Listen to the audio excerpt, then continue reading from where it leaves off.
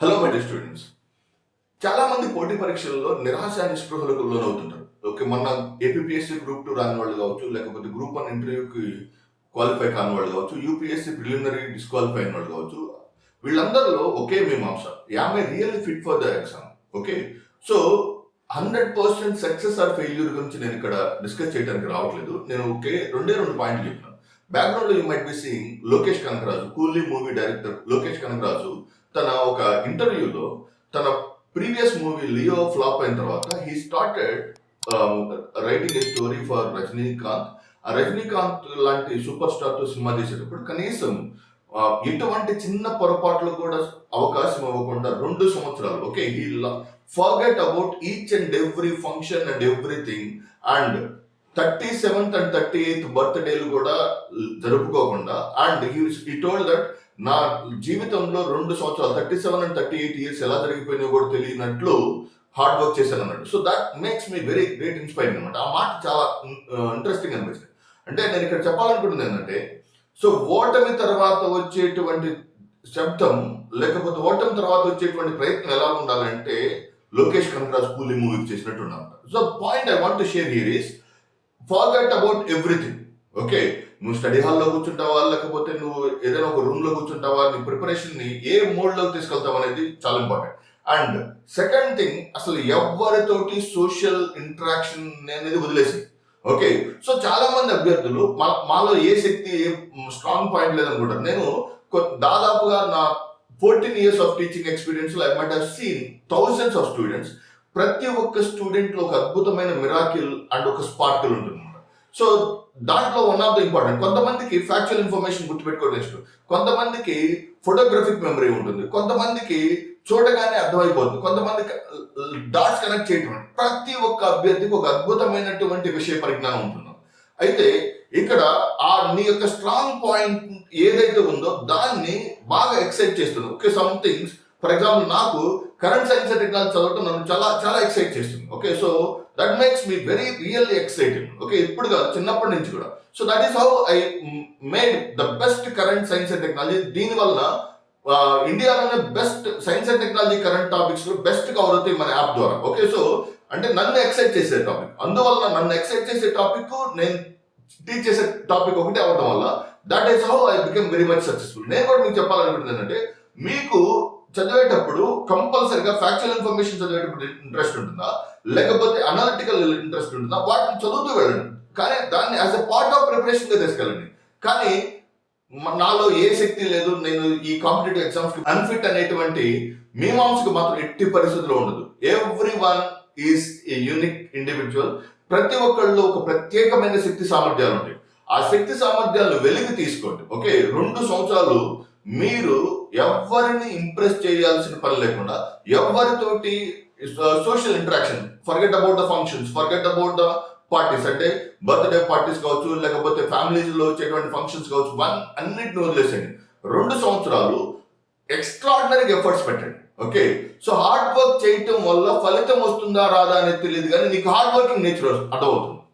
Are you understanding the concept? For example, if you are addicted to hard work, you will be successful.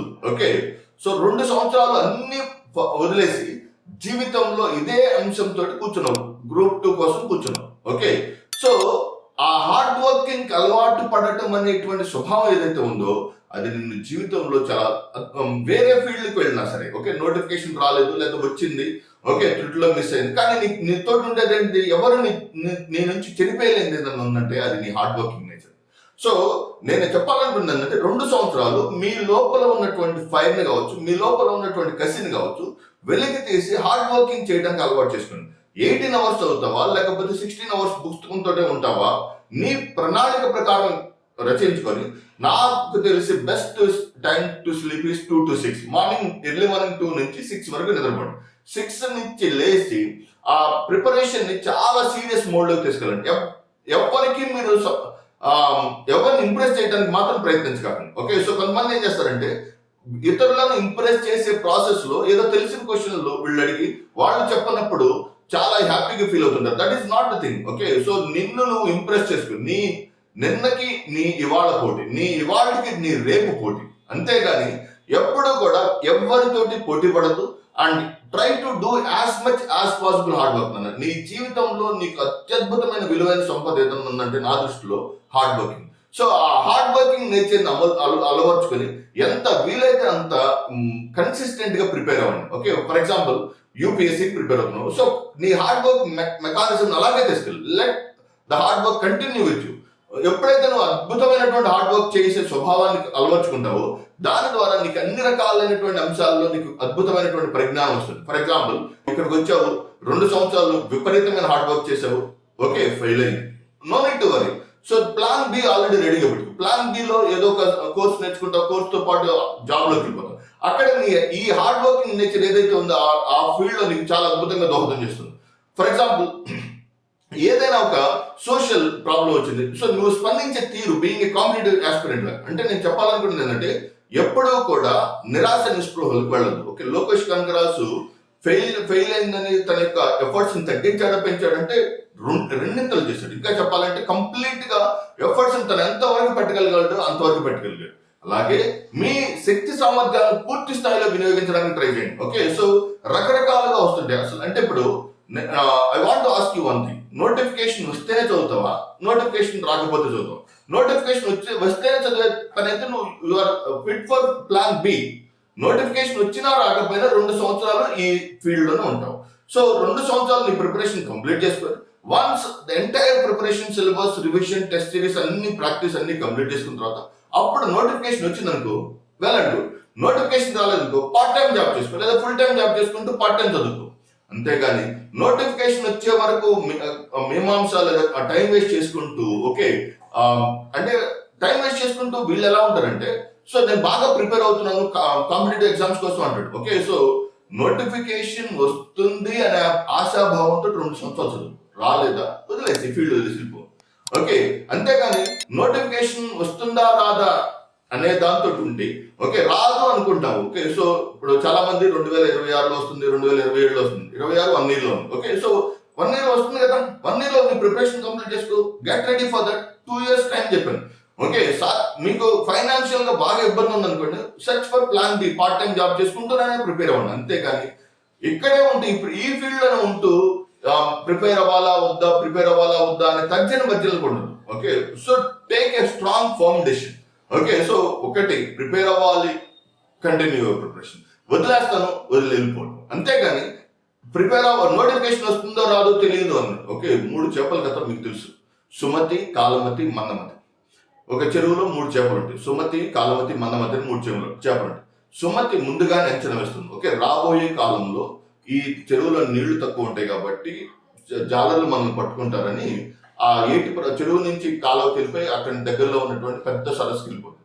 కాలమతి ఏం చేస్తుంది, చివరి moment లో తప్పించుకొని దాంట్లోకి వచ్చి మళ్ళా తిరిగి నీళ్ళలో పడి వెళ్ళిపోతుంది. మందమతి ఆ చేపను కట్ చేసి పట్టుకున్నాక మళ్ళా ఇంకా ట్రై చేద్దాం. అలాగే నేను చెప్పాలనుకుంటాను, నోటిఫికేషన్ వస్తుందిలే, అయినా వచ్చిన ఎగ్జామ్ ఎప్పుడు జరుగుతుందిలే, జరిగినాక ఎప్పుడు రిజల్ట్స్ వస్తాయిలే, వచ్చిన తర్వాత ఎగ్జామ్ జరిగిన తర్వాత మళ్ళా court case. I want to tell you, నిజం ఎప్పుడు అలాగే ఉంటున్నాను. ఓకే, సో చాలా రకాలుగా I want to convey one straight sincere thing. మీరు ఈ ఫీల్డ్ లో ఉన్నప్పుడు కోర్టు జడ్జిమెంట్ తో సంబంధం లేకుండా మీ ప్రిపరేషన్ కొనసాగించండి, నోటిఫికేషన్ తో సంబంధం లేకుండా మీ ప్రిపరేషన్ కొనసాగించండి. మీకు ఇంతకు ముందుగా దీని గురించి వీడియో చేస్తాను. నోటిఫికేషన్ వచ్చినా రాకపోయినా మీరు చదవాల్సిందే. కోర్టు జడ్జిమెంట్ మీకు ఫేవరబుల్ గా వచ్చింది అప్పుడు చదవాల్సిందే, అంతే కదా. ఫర్ ఎగ్జాంపుల్ అభ్యర్థులకు అనుకూలంగా వచ్చింది, ఏపీఎస్సీ గ్రూప్ 2 లేదా తెలంగాణ గ్రూప్ 1 సంబంధించినటువంటి జడ్జిమెంట్ అభ్యర్థులకు అనుకూలంగా వచ్చింది, అప్పుడు ఏం చేయాలి, మీరు మళ్ళీ ప్రిపేర్ అవ్వాల్సిందే కదా. ఒకవేళ మీకు అననుకూలంగా వచ్చింది, ఓకే, సో జడ్జిమెంట్ మీకు అన్ఫేవరబుల్ గా వచ్చి ఏపీఎస్సీ టీఎస్పీఎస్సీ ఫేవరబుల్ గా వచ్చింది, అప్పుడు ఏం చేయాలి, మీరు ఫీల్డ్ లో వెళ్ళిపోతావా లేదా చదువుకుంటావా? ఓకే, సో చదువుకోవాలనుకున్నప్పుడు ఇప్పుడు నుంచే చదువుకో. సో ఎవ్రీ డే కౌంట్స్ అనమాట. March, April, May, June, July 5 months. APSC group 2 exam అయిపోయి 5 months అన్నమాట. So you start your efforts as much as possible.